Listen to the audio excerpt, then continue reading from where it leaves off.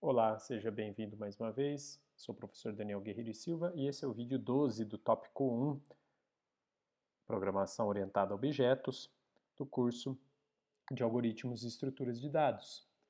Estamos falando especificamente de polimorfismo, em especial de sobrecarga de métodos.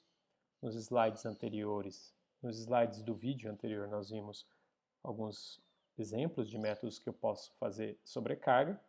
E agora, nesse vídeo, nós vamos fazer um exemplo guiado da implementação de um caso de sobrecarga no cenário em que eu teria uma classe para levantar, por exemplo, estatísticas a respeito de uma série numérica qualquer e, por exemplo, uma das estatísticas que eu posso tirar seria a média dessa série numérica. E eu quero fazer que essa operação de média seja independente do tipo de número de representação numérica que eu estou usando, seja, por exemplo, um inteiro, um float ou um double. Então, bem, vamos começar pela implementação da média aritmética de um vetor de inteiros. Então, observem que eu posso, daí fazer isso de uma forma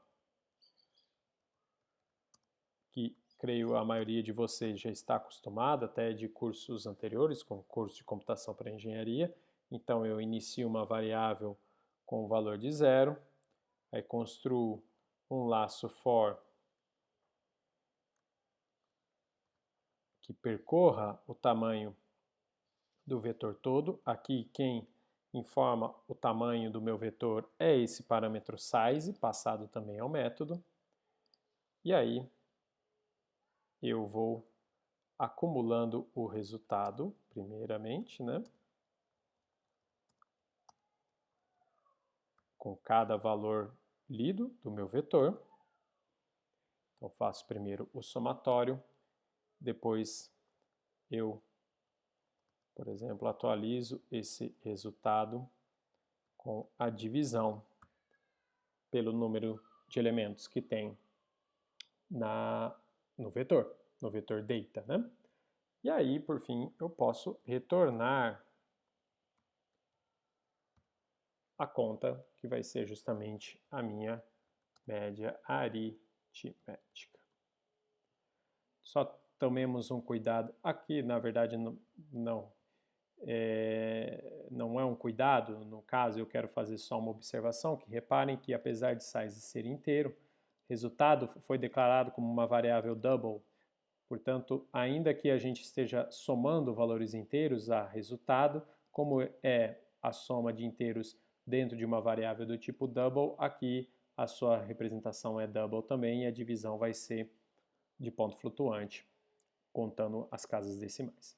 Então, bem, até aqui não tem nada de muito novo, Estou só simplesmente fazendo a implementaçãozinha de uma função membro de uma classe que calcula a média a partir dos parâmetros recebidos, O primeiro parâmetro é o vetor, com os valores recebidos e o tamanho desse vetor, o número de elementos armazenados dentro desse vetor. A sobrecarga entra na jogada quando a gente implementa um segundo método com o mesmo nome, mesmo tipo de retorno, mas que, por exemplo, agora aceita uma relação de parâmetros diferentes. Por exemplo, dados armazenados em representação de ponto flutuante.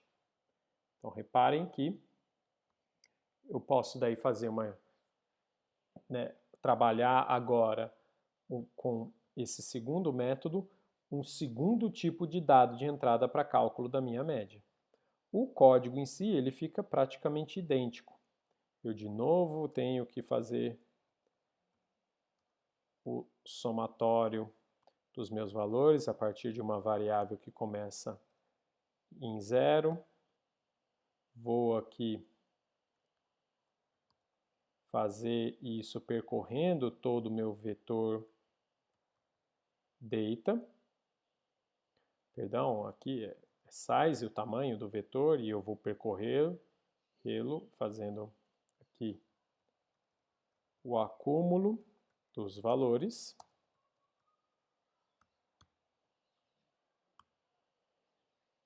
E mais uma vez ao final do somatório, faço a divisão pelo número de elementos, retornando o seu valor.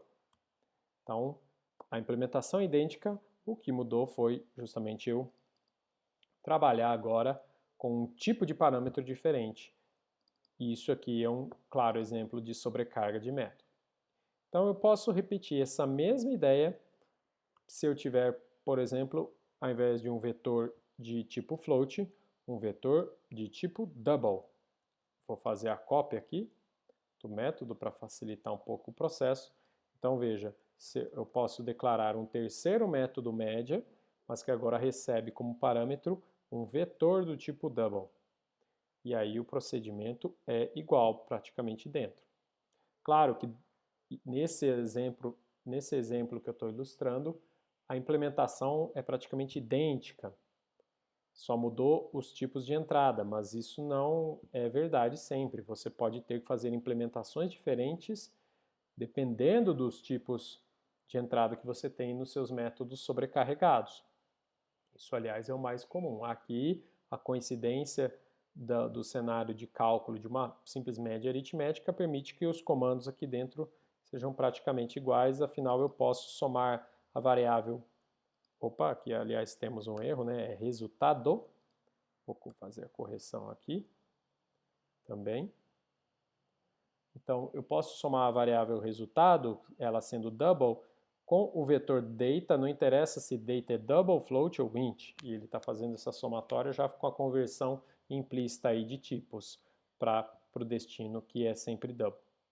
Mas o que importa aqui nesse código é a gente entender o conceito de sobrecarga, ou seja, essa possibilidade de eu declarar o mesmo método, declarar múltiplas, digamos assim, versões ou encarnações do mesmo método, com tipos de parâmetros, lista de parâmetros diferentes, e o que me dá aí a possibilidade de um mecanismo de interface mais flexível do meu objeto com o restante do meu código. Como que isso daí vai acontecer? Então eu vou criar aqui um programinha para fazer um teste simples dessa minha classe.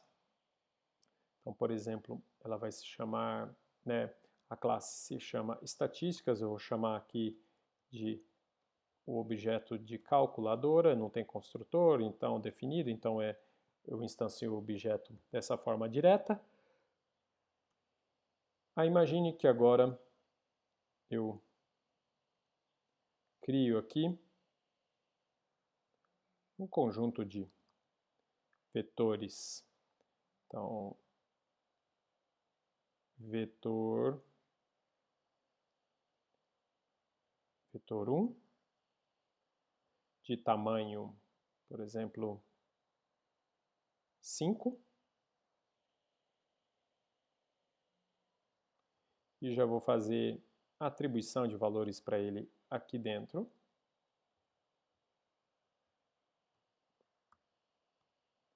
Vou criar um outro vetor que chamarei de vetor 2, também de tamanho 5. Atribuindo também os valores aqui. 6.1,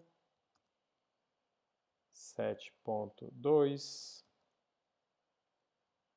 8.3, 9, falta um valor, 10.6.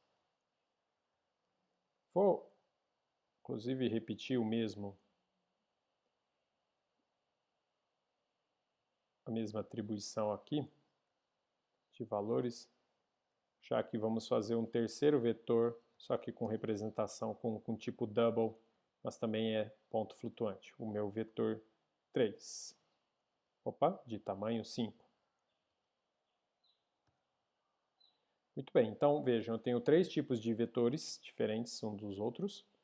E eu posso invocar o mesmo método, o nome, né, de método é o mesmo, o que vai mudar na prática é a implementação que vai ser executada dependendo do tipo passado como parâmetro. Então, vamos experimentar aqui. Então, eu instanciei o objeto calculador e eu vou imprimir o resultado das operações. Então, vou imprimir calculadora ponto média, de quem primeiro? Do meu vetor 1, que tem tamanho 5.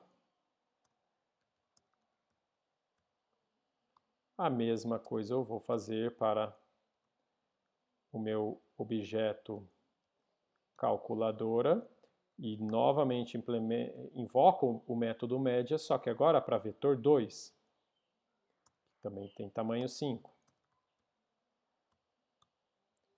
Por fim,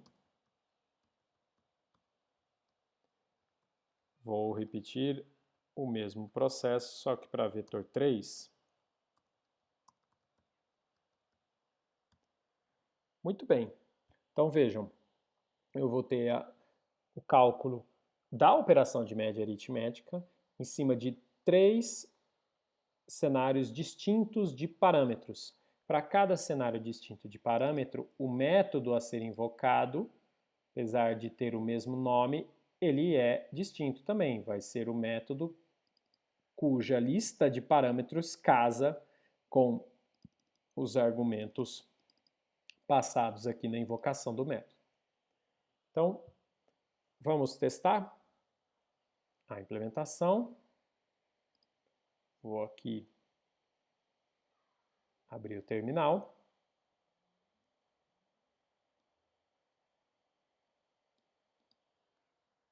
Aqui eu estou na pasta documentos AED. Vou chamar o compilador.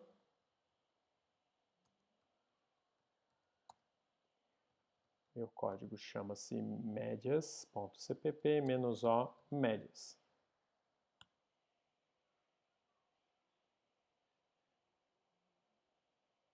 Opa, esquecemos de algo básico, vamos corrigir aqui, que é o acesso a esses membros. Eles estão privados, reparem aqui. Então, não se esqueçam disso, a gente precisa, claro, do modificador de acesso public aqui para dar acesso a esses métodos fora da implementação da classe, ou seja, para que o método média seja um método público de acesso quando você cria os objetos daquela classe. Então, de acesso pelos objetos daquela classe. Então, feita a correção aqui, vamos repetir o processo de compilação. Agora sim, tudo correu bem. Então, vamos lá. Médias, está aí o resultado. Então, reparem, né, que a gente fez o cálculo dos valores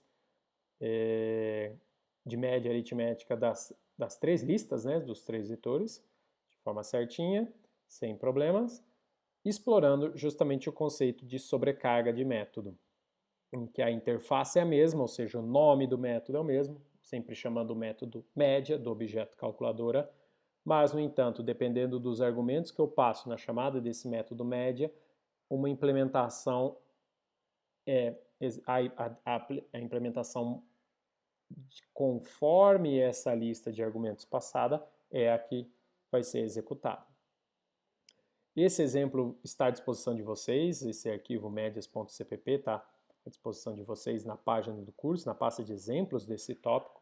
Então, claro, fica aqui o convite para que vocês testem também no computador de vocês, executem, brinquem também com esses conceitos de sobrecarga. Então, encerramos por aqui esse vídeo e com esse vídeo também encerramos o tópico 1 sobre programação orientada a objeto, falando, claro, dos fundamentos iniciais de programação orientada a objeto, que é um assunto bem amplo que poderia facilmente merecer um curso inteiro de graduação, aí, de um semestre letivo inteiro. Então, claro que a ideia aqui é começar a entender os conceitos, digamos assim, mais fundamentais de programação orientada a objeto e com o desenvolvimento dos tópicos subsequentes, em que voltaremos agora nossa atenção para estruturas de dados e conceitos de desenvolvimento, conceitos um pouquinho mais elaborados de desenvolvimento de algoritmos, que dentro desses tópicos a gente volte a visitar as ideias de programação orientada a objeto nas implementações dos algoritmos, das estruturas de dados. E aí, de forma, digamos assim, paralela, a gente vai amadurecendo a habilidade, a competência para desenvolver programas dentro do paradigma orientado a objeto. Então, ficamos por aqui e até o próximo tópico.